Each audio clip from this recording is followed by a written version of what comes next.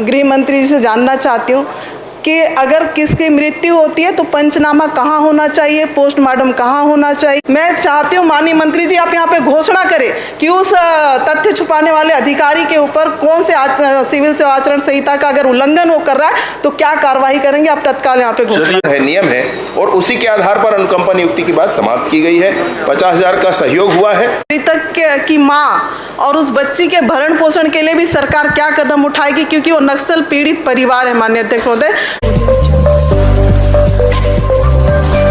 मृत योगेंद्र पटेल चरौद ग्राम में शाम को 6 बजे की मृत्यु बताया गया है और सहायक आयुक्त महोदय के निवास पे उनकी मृत्यु हुई। मृत्यु 6 बजे हुई। लोकल किसी डॉक्टर को बुलाकर जिस तरह का बयान आया था, मृत पाया गया और मृतक को सीधे धमतरी के एक प्राइवेट एम्बुलेंस बुलाकर उसे महिमा गवाड़ी, जहां उसका गृह निवास है, वहां के लिए भेज दिया गया। रास्ते में बेनूर में उसके परिजन उस वाहन को उनके द्वारा रोका गया और उनके द्वारा मांग किया गया कि इसका पोस्टमार्टम कराया जाए, क्योंकि हमें इसके मौत का कारण पता नहीं है। और फ़ोन पे जो ड्राइवर था लेकर जा रहा था, ड्राइवर ने सहायक आयुक्त से बात करवाया तो सहायक आयुक्त ने सीधे ये कहा कि उसे सीधे आप गांव ले जाएं महिमा गवाड़ी और उसे अंतिम संस्कार करें, बाकी बाद में देखा जाएगा।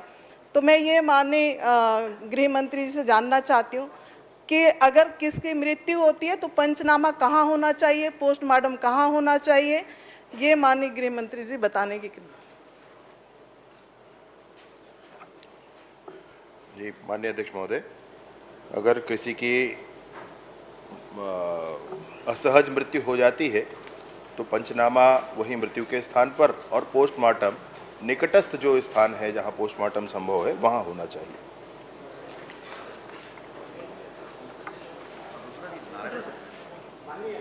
माननीय अध्यक्ष महोदय, जो मृत्यु हुई है माननीय अध्यक्ष महोदय वो कांकेर जिले में हुई है।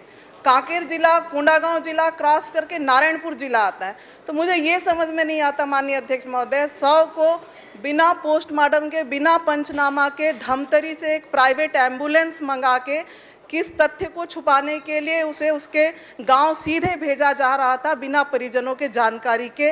अगर इस अधिकारी के द्वारा भेजा जा रहा है तथ्य को छुपाने के लिए तो उनके ऊपर क्या कार्रवाई की जाएगी। माननीय अध्यक्ष महोदय, इसमें शिकायत प्राप्त होने के उपरांत मतलब ये जो घटना हुई ये किस तरीके से उसको लेकर के सीधे कांकेर जिले से नारायणपुर जिला जहां वो उनका स्थान था वहां पर जाया गया और नारायणपुर पहुंचने के बाद इस बात को ये बात सबके ध्यान में भी आई और इनको पोस्टमार्टम कराना है क्योंकि नारायणपुर में पोस्टमार्टम हुआ इनका, परंतु इसमें मर्ग क्रमांक 80/2024 धारा 194 BNS के अंतर्गत पंजीबद्ध किया गया है। इसकी जांच की जा रही है माननीय अध्यक्ष महोदय। इसमें कतई ऐसा नहीं है कि किसी को बख्शा जाएगा, कुछ छुपाया जाने वाली बात है। जो बातें हैं पूरी स्पष्ट है और उस पर जांच हो रही है। जांच के अंतर्गत जो भी आएगा माननीय अध्यक्ष महोदय, जो भी दोषी होगा उस पर कार्रवाई होगी। माननीय अध्यक्ष महोदय, 4 महीने हो गए, मृतक के परिवार को सिर्फ 50,000 रुपए की राशि मिली। एक छोटी बच्ची है 2 साल की और एक वृद्ध माँ है। मैं माननीय मंत्री जी से कहना चाहती हूँ कि क्यों उस शव को सीधे उनके गृह ग्राम ले जाने का प्रयास किया गया और माननीय अध्यक्ष महोदय उसे जब बीच में रोका गया, नारायणपुर बेनूर में रोका गया माननीय अध्यक्ष महोदय कि बिना पोस्टमार्टम के हम शव नहीं ले जाएंगे और दबाव बनाने के बाद इवन मेरे फोन करने के बाद 4 बजे पोस्टमार्टम हुआ है माननीय अध्यक्ष महोदय। 5 तारीख की घटना है, 6 तारीख को शाम तक शव लेकर लोग गांव के लोग घूमते रहे।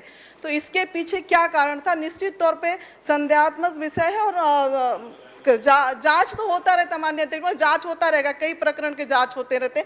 4-4 महीना में अगर जांच नहीं हुआ, ऐसे मामलों की माँ भटक रही है, गुहार लगा रही है, माँ को जन दर्शन में आवेदन देना पड़ रहा है कि मेरे बेटे की मृत्यु हो गई है, उसके ऊपर कार्रवाई किया जाए और माननीय मुख्यमंत्री जी के आवेदन देने के बाद जांच प्रक्रिया पे आई है। तो मैं ये कहना चाहूंगी कि दोषी संलिप्त अधिकारी के ऊपर जिसने तथ्य को छुपाने का प्रयास किया है माननीय अध्यक्ष महोदय, उस तथ्य को छुपाने के आरोप में उस अधिकारी के ऊपर क्या कार्रवाई है, क्योंकि वो कर्मचारी एक जिम्मेदार अफसर है जो जिला का अपने डिपार्टमेंट का जिला का सबसे बड़ा अधिकारी होता है।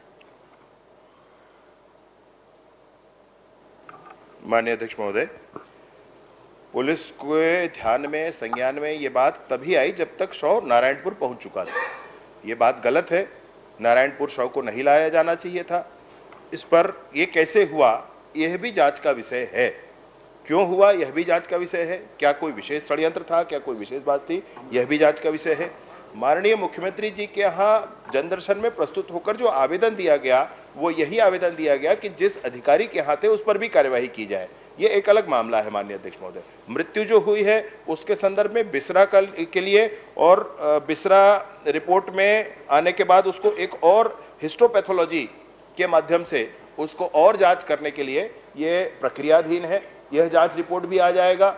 बयान लिए गए हैं, परिजनों के बयान लिए गए हैं, जहां उनको मृत्यु हुई उनके बयान लिए गए हैं। इन सारी चीजों के बाद स्थिति जरूर स्पष्ट होगी माननीय अध्यक्ष महोदय, और उस पर जरूर अगर कोई विषय आता है तो कार्यवाही होगी। माननीय अध्यक्ष महोदय, ये कहा जाता है कि गलत बयान करे, गलत बयान नहीं करे। ये तो बिसरा क्वेश्चन भी इसलिए लगाएगा माननीय अध्यक्ष महोदय, बार बार सूचना देने के बाद, लोगों के भटकने के बाद बिसरा रिपोर्ट नहीं मिलने के कारण जब वो मेरे पास आए तब मैंने उसके बाद ये क्वेश्चन लगवाया जब प्रश्नकाल सत्र आने वाला था। तो उस जो अधिकारी ने तथ्य को छुपाने का स्पष्ट प्रयास किया माननीय अध्यक्ष महोदय। जब भी परिजन के पूरे बयान है, थाने में जो सारे बयान है उसमें स्पष्ट झलकता है। मैं चाहती हूँ माननीय मंत्री जी आप यहाँ पे घोषणा करें कि उस तथ्य छुपाने वाले अधिकारी के ऊपर कौन से सिविल सेवा आचरण संहिता का अगर उल्लंघन वो कर रहा है तो क्या कार्रवाई करेंगे। आप तत्काल यहाँ पे घोषणा कार्रवाई करने की मांग हो रही है। जी माननीय अध्यक्ष महोदय, बिसरा के संदर्भ में 27/11 को ही बिसरा का रिपोर्ट आ गया था, लेकिन उसी बिसरा को और कंफर्म करने के लिए जो हिस्टोपैथोलॉजी इसका परीक्षण होता है उसके लिए पुनः भेजा गया। ये बिसरा का रिपोर्ट नहीं आया है आज तक, ऐसा नहीं है माननीय अध्यक्ष महोदय। वो एक रिपोर्ट उसका आ गया है, परंतु और कंफर्मेशन के लिए उसको भेजा गया है। पहली बात, इसकी जांच अभी प्रधान आरक्षक स्तर पर ये की जा रही है माननीय अध्यक्ष महोदय। फिर भी अगर माननीय सदस्य महोदया इसमें व्यथित है, मुझे समझ में आ रहा है, मैं निसंदेह आपसे ये कहता हूं कि एसपी, एडिशनल एसपी स्तर के अधिकारी को लगा करके इसकी और पूरी जांच करवा लेते हैं। चलिए ठीक है। माननीय अध्यक्ष महोदय, जांच का जो आदेश आती थी महोदय, मृतक की मां और उस बच्ची के भरण पोषण के लिए भी सरकार क्या कदम उठाएगी, क्योंकि वो नक्सल पीड़ित परिवार है माननीय अध्यक्ष महोदय, जो गांव छोड़कर नारायणपुर में आकर रह रहे थे। दूसरी बात माननीय अध्यक्ष महोदय, उसके लिए भी सरकार क्या प्रयास करेंगे। माननीय अध्यक्ष महोदय, इसमें मृतक की पत्नी भी शासकीय सेवक हैं। बच्ची के लिए सरकार के पास आवेदन आया था, परंतु मृतक की पत्नी स्वयं शासकीय सेवक है। इसलिए परिवार की स्थिति, अब हम उन कानूनों से हम सब बंधे हुए हैं जिसमें मृतक के परिजन अगर शासकीय सेवक हैं तो और किसी को अनुकंपा नियुक्ति की आवश्यकता नहीं होती। ऐसा अपन सब मानते हैं, कानून है, नियम है, और उसी के आधार पर अनुकंपा नियुक्ति की बात समाप्त की गई है। 50,000 का सहयोग हुआ है, परंतु परिवार में अभी भी शासकीय सेवक हैं जिसके माध्यम से परिवार ठीक चल रहा है माननीय।